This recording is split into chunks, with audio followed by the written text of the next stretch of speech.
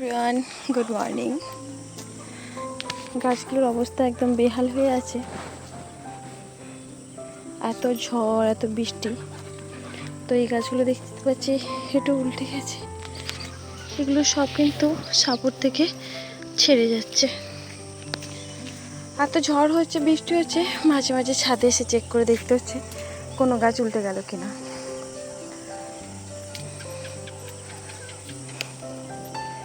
তবে অনেকগুলো গাছ নাকি উল্টে গিয়েছিল, আপনাদের দাদাভাই সব ঠিক করে দিয়েছে।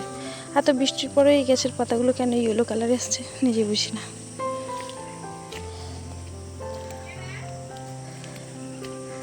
উল্টে যাওয়ার ভয় ওইগুলো। এই যে এই স্ট্যান্ডগুলো যেসব গাছগুলো আছে দেখতে পাচ্ছেন, এগুলো উল্টে যাওয়ার একটু ভয় আছে।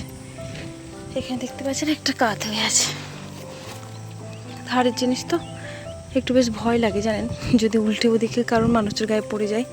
তবু অনেকটা এক থেকে উঁচুতে আছে, তবু একটু ভয় লাগে। ভাবছি খুব ঝড় আসলে পরে সব স্ট্যান্ড থেকে নামিয়ে দেব। আর অনেক বন হয়েছে জানেন, এগুলো কাকা শ্বশুর মানে নিয়ে কাকা শ্বশুরকে বলবো, উনি আর আমি এগুলো সব ক্লিন করে নিতে। এই যে এটা একটা পছন্দের কালার আমার, খুবই সুন্দর একটা কালার। এখানে ওই একটা কালার আছে, দুটো গাছ খুব সুন্দর লাগছে। প্রচুর বন হয়ে গেছে, এবার মানে বর্ষার সময় এইভাবে বন হয়ে থাকতে হবে। আর এখানে দেখতে পাচ্ছেন কি দারুণ লাগছে, এটা এত সুন্দরভাবে ঝাঁকালো হয়ে উঠবে। শুধু এই যে কাণ্ডটা দেখতে পাচ্ছেন, এই ধরটা শুধু ছিল, এই যে শুরু মানে অনলি এটা থেকে কত যে ফিকর বার হয়েছে, কত ছোট ছোট ফিকর বার হয়েছে, কত কুড়ি বার হয়েছে। ফুল যখন হবে আপনাদের সাথে আপডেট শেয়ার করব। আর এটা হচ্ছে হোয়াইট জবা ছিল, দেখছি বাড়ছে না। হ্যাঁ আস্তে আস্তে বাড়ছে, গ্রোথ মানে গাছটার মধ্যে একটা গ্রোথ আসছে। যাই হোক, সব গাছগুলো মোটামুটি ঠিকঠাক আছে। আপনাদের দাদাভাই সকালবেলা খুব সকালে নাকি এসছে, ঠিক করে দিয়েছে। তবে ছাদের থেকে শুধু রুমের মধ্যে যখন ঘুমাই থাকি তখন হুড়মুড়ি একটা কী যেন সব শব্দ হয়, সব যেন মনে হয় উল্টে যাচ্ছে না এরকম একটা। আপনার দাদাভাই বলে কী বলো তো, আমি ভাবলাম কিছু সেরকম না, ভয় পাওয়ার কিছু দরকার নেই, এটা হচ্ছে মনে হয় গাছের কোনো টব উল্টে গেল। যাই হোক, এখন সব ঠিকঠাক আছে, চলুন।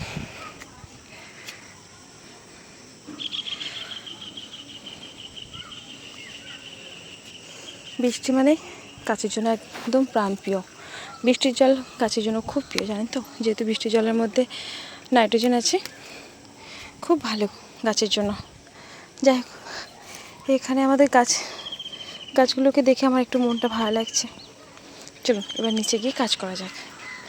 একদম অন্ধকার হয়ে এসেছে, কি দেখতে পাচ্ছেন, মানে এই বৃষ্টি এই ঝড় আবার ক্লিয়ার হয়ে যাচ্ছে। হালকা আজকে রোদ হয়েছিল, আবহাওয়াটা দেখতে পাচ্ছেন, মনে হবে যেন এখনও ভালোভাবে সকালই হয় না, কিন্তু হয়ে গেছে সকাল অনেকটা আগেই।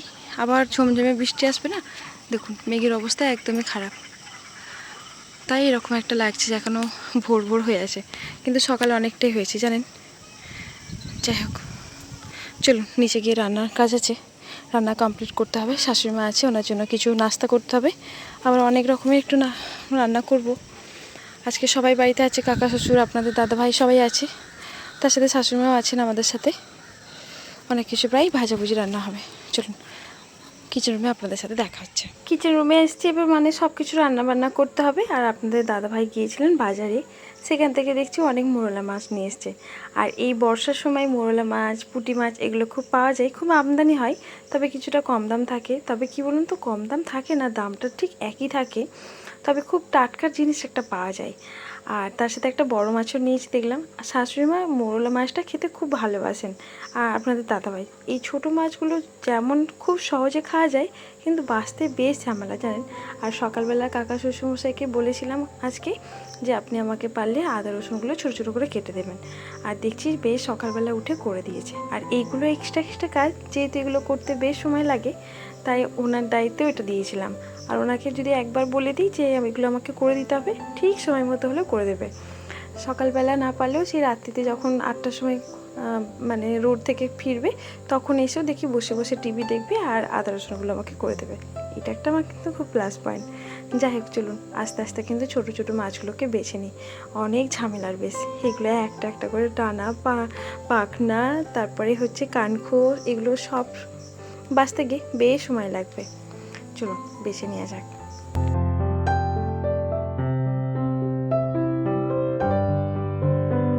সকালবেলা বাসি কাজগুলো প্রায় সেরে ফেলেছিলাম, তাই এই মাছটা বাছতে গিয়ে বেশ সময় লাগছে। আর এদিকে রান্নাটাও বসিয়ে দিয়েছি, জানেন 10টা বাজলে বাবু যাবে স্কুলে। ভাবলাম ওই স্কুলে যাবে, আর ঠিক 10টা টাইমেই কিন্তু প্রচুর পরিমাণে কিন্তু বৃষ্টি হলো। আর এই যে দেখতে পাচ্ছেন ঠিক এইরকমভাবেই পরিষ্কার করব সবগুলো, একটা একটা করে কিন্তু সবগুলো আমার ক্লিন হয়ে গেছে। বড় মাছটাও আমার বাছা হয়ে গেছে। এবার চলুন বেশি আর ধোবো না, আপনাদের দাদাভাই যে আমাকে যেখানে কল করে দিয়েছে ওখান থেকেই ধুয়ে নিয়ে আসবো। এখন হুট করেই আমি কিন্তু ওই আর বেসিনে সব কিছু কাজগুলো করি না, পানির কাজ। বাইরে যেহেতু একটা কল হয়ে গেছে ওখানেই সবগুলো কাজ সেরে নিই। তবে একদিক দিয়ে সুবিধে জানেন, কেবিনেটটা একটু নষ্ট হলো না। কেবিনেট যেহেতু উডেন তো সেটা একটু খারাপ হয়ে যাওয়ার সম্ভাবনা বেশি থাকে। আর একটু ফুলে গেছে, তাই আপনাদের দাদাভাই একদম সতর্ক করে দিয়েছে যেন আমি ওখানে বেশি পানির কাজগুলো না করি। তো বাইরে থেকে ক্লিন করে নিয়ে চলে এসেছি।